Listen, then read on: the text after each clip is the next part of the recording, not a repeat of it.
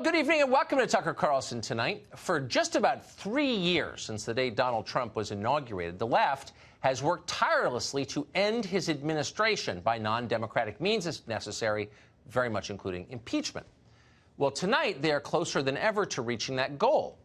And yet, in another reminder that the human nature is more complex than the human genome, they don't appear very happy about it. In fact, the closer impeachment gets, the more despondent they seem.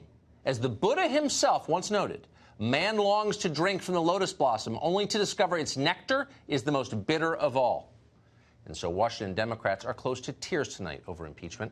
They had such high hopes for President Trump. They want you to know that. They saw his potential. Sure, they could be mildly critical from time to time, but only in the most loving way, as a parent corrects a child. It's an opportunity for self-improvement. Because underneath it all, they were rooting for Donald Trump from day one. Because honestly, when you strip it all away, they're patriots too. They just want what's best for this country. But then tragically, into the path of their good intentions rolled Donald Trump's fateful phone call to the president of Ukraine. That changed everything. Now Democrats have no choice but to impeach the president of the United States. Sometimes you've got to overturn a democracy in order to save a democracy. Sad as hell. In fact, it's enough to make even a hardened political operative like Nancy Pelosi a little emotional. Watch her explain. This is a very sad time for our country. I say this to you with great sorrow and prayerfully. Well, first let me say that this is no cause for any joy. This is a very sad time for our country. It's really sad. We have to be very prayerful. I pray for the president all the time. This is a very sad time for our country. There's no joy in this. It's sad. We must be somber, we must be prayerful, and we must pursue the facts further. Yeah, it's just sad. There's no joy in this. We're somber. We're prayerful. That's the official position of the Democratic Party on the question of impeachment. They rolled it out. They tested it this weekend, the talking point in the Sunday shows. And tellingly, not a single news anchor challenged them on it. Strangely, though, no one seems to have informed Congresswoman Rashida Tlaib, one of the party's most visible members. She's still selling T-shirts emblazoned with her most famous quote, "Impeach the mother effer." You can buy it tonight if you want. Apparently, Nancy Pelosi hasn't had time to call the Congresswoman and recommend instead a weekend of contemplative prayer. She'll get on it at some point. And God knows what Tlaib will say when she does. Say what you will about Tlaib and her other friends in the squad, but they're a lot more direct. In fact, let's just be clear. They're a lot more honest than schmaltzy windbags like Nancy Pelosi.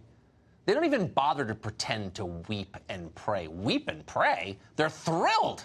They're a little closer tonight to seizing power. And from their perspective, that is always an unalloyed good. They could care less about the system. They'd like to tear the system down. That's the point.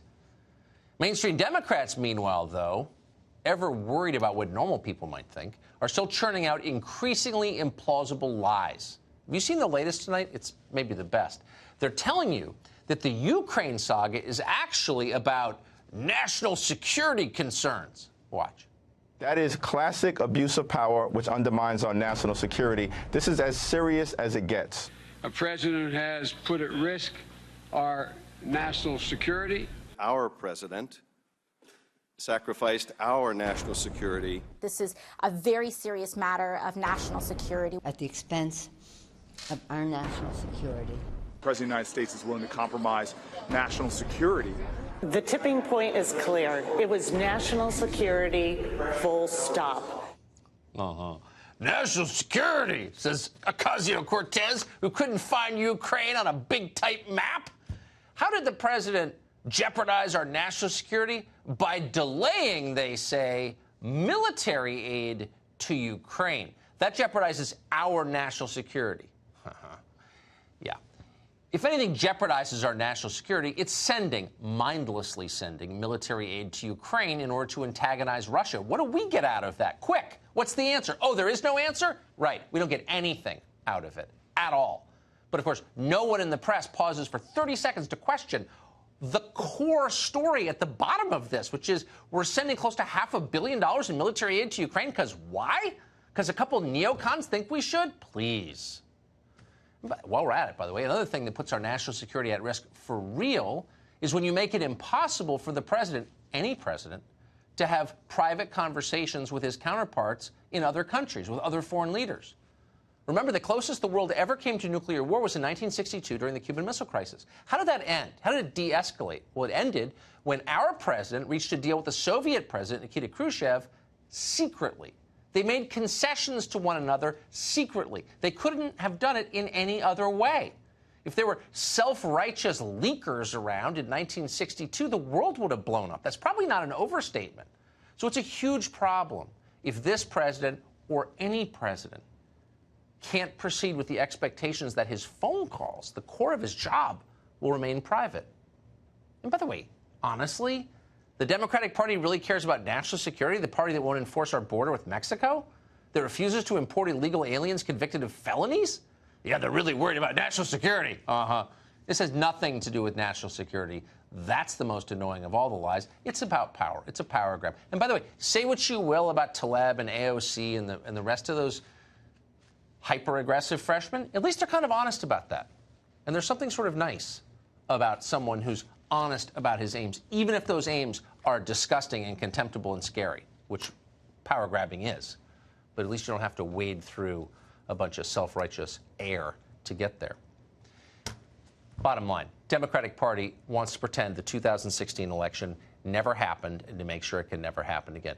As Washington expresses its fake concerns about national security, they can't even pretend to be worried about corruption at the highest levels. Nobody thinks Hunter Biden deserved hundreds of thousands of dollars for a no-show energy gig in Ukraine, but nobody seems upset that he got it anyway.